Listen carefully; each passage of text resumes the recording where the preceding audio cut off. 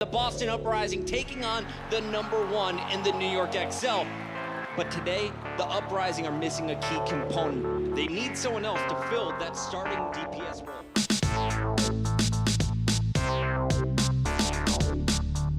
What's going on, everybody? It's FREEDO here for Your Overwatch. Got requests to review this game over Twitter. Boston Uprising versus NYXL. Some might say that this series came to be the biggest upset in history. After given all the context, I think it is in contention, of course. The other thing that makes this match quite interesting is that Dreamkazper's out. He was released from the Uprising, so we're not going to be seeing him anymore. And Mistakes has a smaller hero pool and a little bit less experience. But honestly, in the way that Boston was molding Dream, he got better over time, and certain heroes, especially like his Widowmaker, started to grow later on, and I expect they're going to be putting Mistakes through the training regiment in order to level up his hero pool as well. But either way, at the time of match day, it would be really hard to expect Mistakes to come in and play so well against the best team in the league, and as well to see NYXL look not only mortal, but to lose the series against a team that's going through some emotional turmoil. I've already covered the 5th map quite a bit in the last Sombra meta video, so I won't go much more in depth into that, and instead we'll focus on the other 2 maps that Boston ended up winning. First, and probably most important, is Volskaya, because Boston has not lost Anubis or Volskaya yet. That is incredible. And what it yielded for is a matchup between what I think is the 2 best coached teams in the league. I might put Fusion at number 3 perhaps, but both Boston and NYXL play in an incredibly disciplined way, and that causes for a lot of their engagements to go in slow motion as they're both unwilling to make a mistake, and there's a lot of non-action going on with their footsie game as they battle for positioning when a lot of other teams would have fully committed to a bad engagement, make a mistake, and get caught out. It takes a lot of work for either of these teams to come out on top on a team fight. If you've watched a lot of Overwatch League, you would know that Volskaya A more or less has been playing out similar to Ilios Ruins, where both teams just dance around, setting up their Widowmaker with angles of attack, and essentially keep the enemy team honest as they wait for their Widow to hit a shot. Here, that wasn't even required, because Striker was able to farm up the Pulse Bomb and stick it to the Mercy, allowing for them to full commit. Big, clean team fight opened, and going into point B, there's not really a good excuse for the NYXL to lose this fight.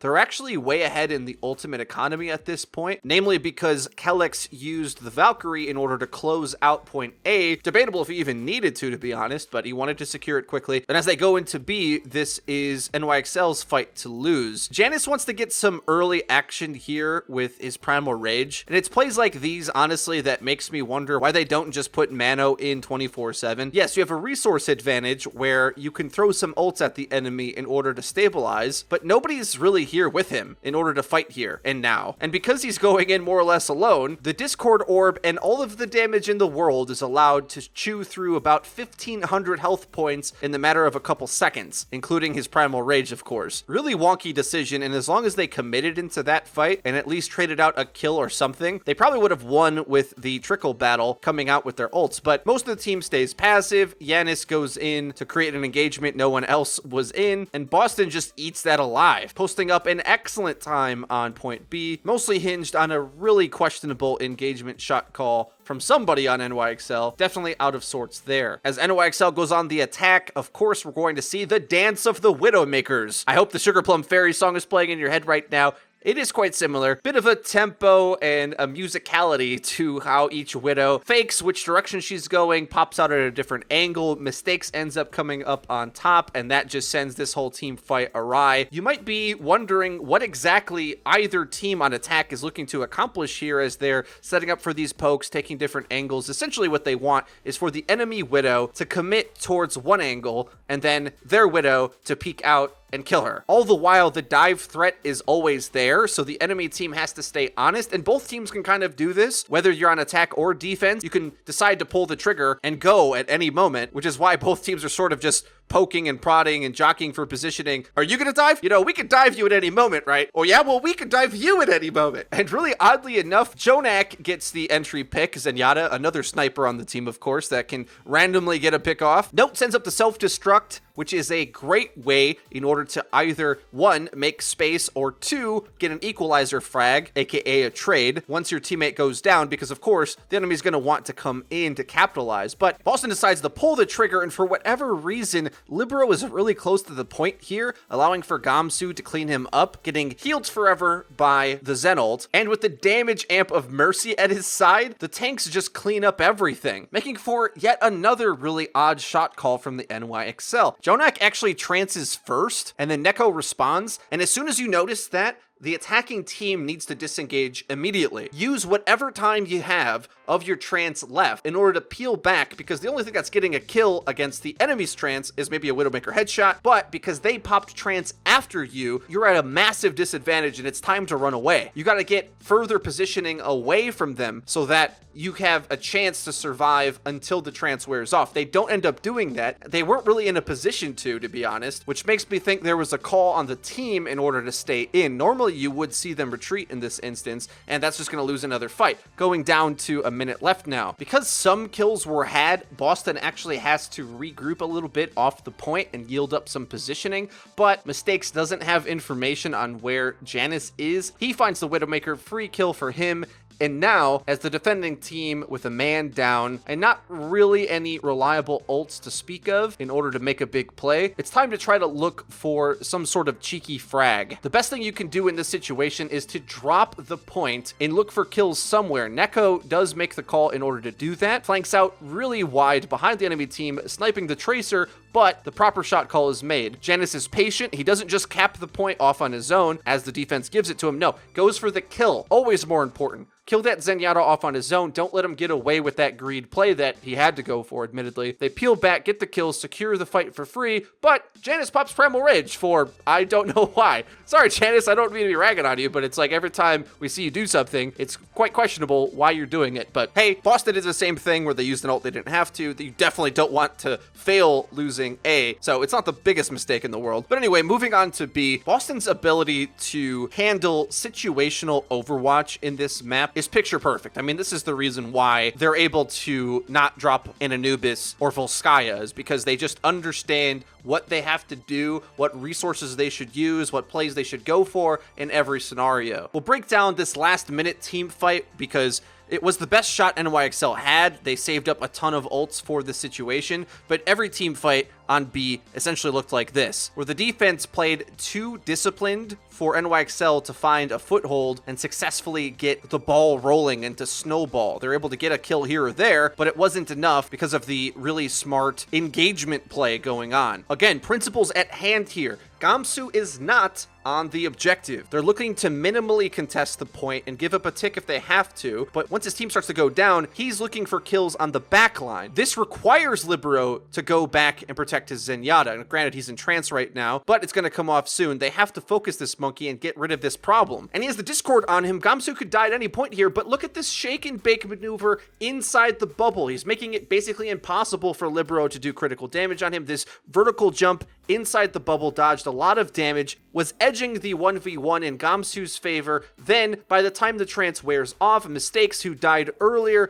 comes out with the Dragon Blade. Boston has incredible control on some of these assault maps. It's kind of hard to see everything that's going on if you're in the perspective of like a Winston diving or a Tracer off on the side on her own, but there's these little battles going on and multiple good calls get made at the same time. We got to highlight Gamsu's here, but on the point we had Striker who was stalling the point, notably because the Transcendence was in the backline. So Striker could do real damage, Gamsu could threaten the backline, and it left NYXL with like a no-win situation. Well, they have to focus the monkey, but the meaningful kill probably would be on Striker, but how are you going to kill Striker? You don't focus Tracers in the Overwatch League. It's not a thing. They're too good. They'll just run away. They'll constantly pull too many resources towards them, dodge you and dance and laugh as the rest of their team gets work done as you put too much into trying to chase the tracer down. So teams just generally don't even do it. And overall, this map to me was just a tale of two Winstons. Gamsu is S tier, and if you're not bringing the heat in the tank department, he's going to significantly outvalue the enemy team. I did highlight this in the other video as well, but it's just such a smooth play that I want to break it down again. It's going up against the most anti-Winston comp you could think of, and you would think the Junkrat mine to put him into a corner would give him a disadvantage, but no, Sabyelby, welcome to the jungle.